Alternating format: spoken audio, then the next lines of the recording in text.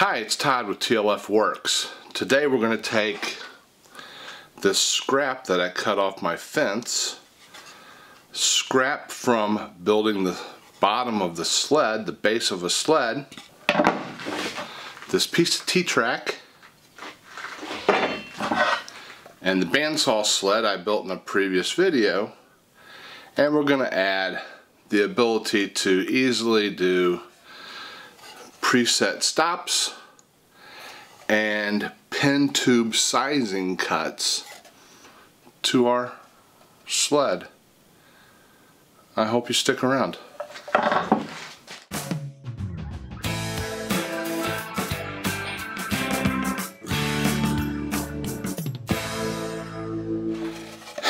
If you watched the video where I made this bandsaw sled, you may have noticed in that video that a couple of things. I glued the fence to the base of the sled. And then the second thing was, in the video I said, that was probably a mistake, gluing the fence to the base of the sled. Now I want to be able to go to my table saw, use a dado stack, and put a dado into this that will receive my T-track. Since it's basically permanently attached now to the base of the sled, I'm gonna have to basically, balance this thing on the sled, prop it up a little bit, on the table saw, to be able to run it through to do the work that I want to do. Second thing that you might want to consider if you're doing the same thing is this fence is made out of two pieces of 3/4 inch plywood that I glued together, and when I glued it together I took the brad nailer and I popped some brads down through there to act as a clamp for this while that glue dried. So now I need to look down through here and make sure that none of those nails are going to be high enough on that to where they would hit my blade when it runs through the table saw.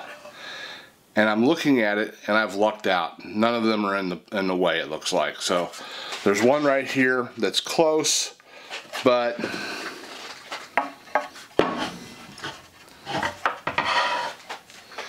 if I hold my T-track up to it, I'm going to miss it by probably more than a 1/4 inch. An 1/8 of an inch at least. So I've lucked out there.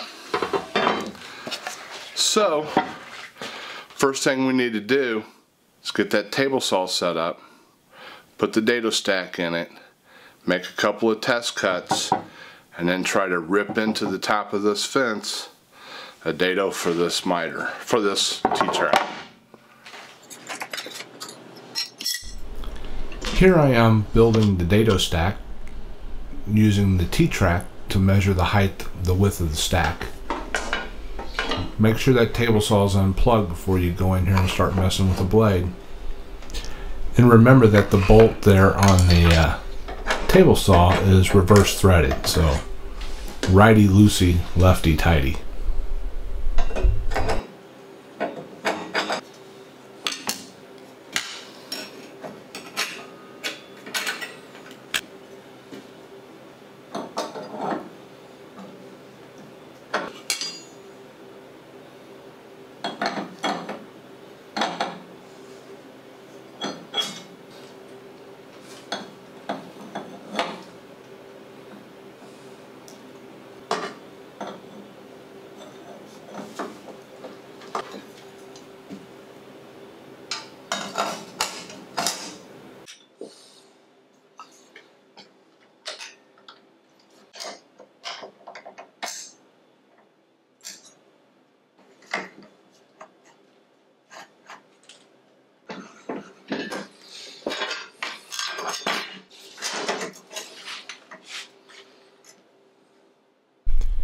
Here I am setting the saw up to make a test cut. I want to make sure that this T-track's going to fit in there properly before I make my cut into the fence.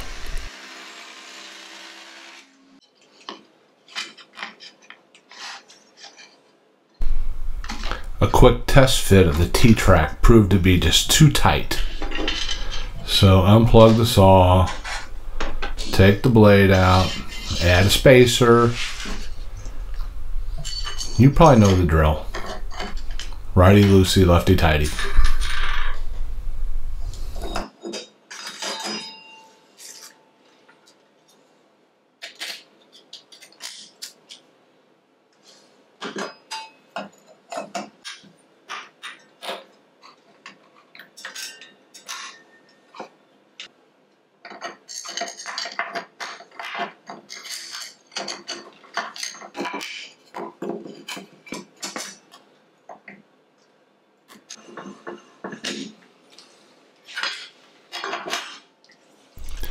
So with a spacer added to my dado set, height of the blades adjusted again, time to make another test cut.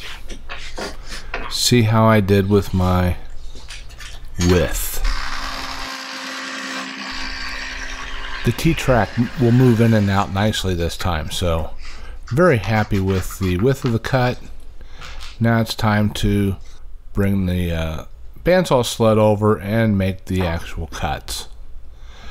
I'm adding a little bit of CA glue to a strip of wood that I'm going to be gluing to the back of the fence, because the fence was permanently attached to the sled and the runner is sticking out and was hitting the fence. So I've added this little strip to the back of the fence just to move it away from the table saw fence enough to where I can safely make this cut. I also set the saw up to make this cut a little bit to the back of the fence instead of in the center of the fence. That way later when I add the screws into the T-track, they're not going right down the middle of the glue seam. They're into solid plywood. I was just happier with it being a little bit towards the back. Adding a little persuasion here to knock that little strip off the back of my fence.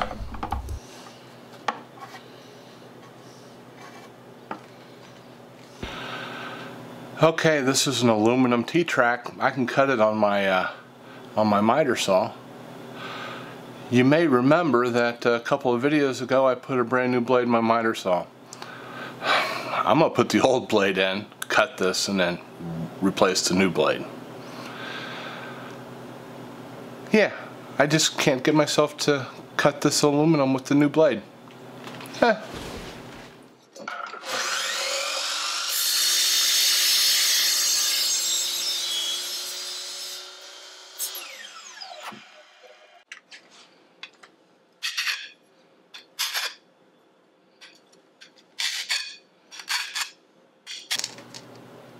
I'll be using number 6 by 1/2 inch screws to attach this T-track to the fence. I didn't pre-drill holes here. These are self-tapping screws, but I should have pre-drilled holes. Pre-drill your holes.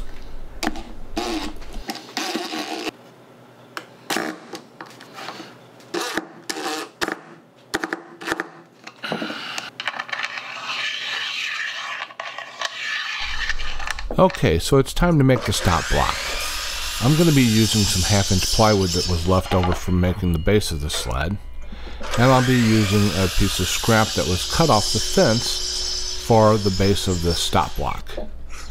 I'll be using the stop block here to determine the width of the piece that I cut off of this freshly trued up plywood.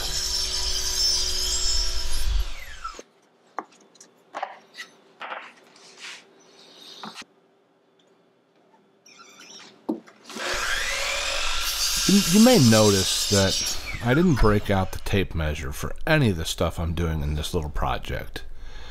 Since I already had this little remnant that was cut off of the fence, I have the exact height of the fence for the stop block. I have I have all of the important measurements, or they're already predetermined for me, so I'm just doing what looks good here. You know, what looked right to me when I was doing it. Put a little glue on here. Use the nailer to act as a clamp here for my glue while the glue dries, and I'll be moving on to the next step.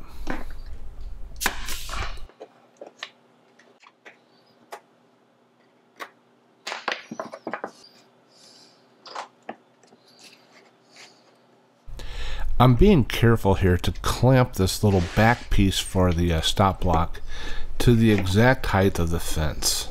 I'm going to add a little glue to that, and then I'm going to use the nailer again to attach the rest of the stop block to this little back piece, and this will complete the stop block. The stop block will be structurally complete.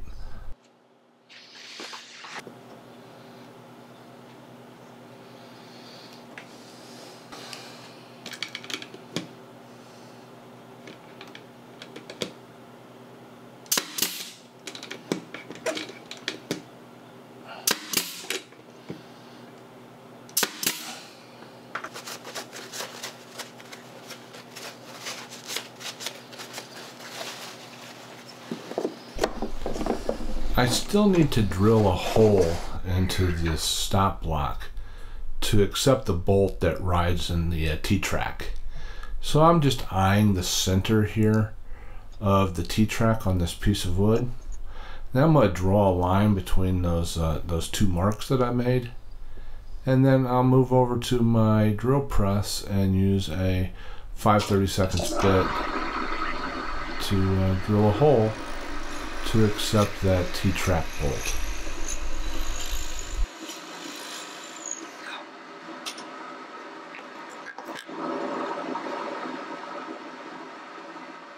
A quick test fit of the bolt, throw the knob on the top, and the stop block is complete. Now it's time to create the pin tube sizing jig that I'll be using to cut pin blanks to the correct size for a tube. I'm using just a piece of scrap hardwood that I had in the shop here, and I'm measuring to cut the two ends of this. I've made a little temporary mark on my saw so I can make a repeatable cut here, and when I'm finished with the second cut, I'll just remove that little mark so it doesn't confuse me later. With the two end pieces of the jig cut, I just need to cut the length of the main part of the structure here. So I'm measuring that right now, and I'll go over to the miter saw and chop that piece off here in a second. The length of this piece isn't real important, but the length of this does determine the max size of a pin tube that you would be able to use inside of this jig.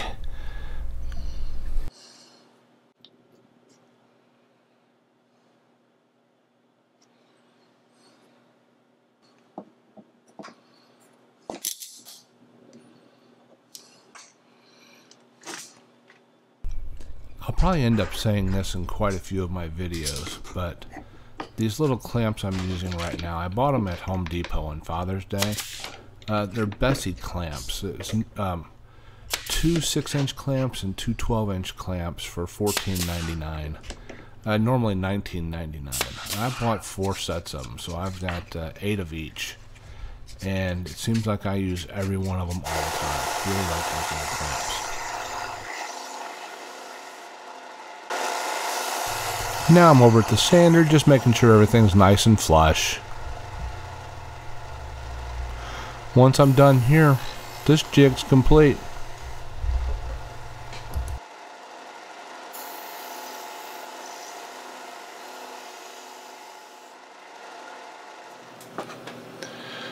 So there we have it. I've put in a T-track with a sliding adjustable stop block and a little U-shaped jig that will allow me to size pin blanks and other things with a predetermined amount of overage at the end.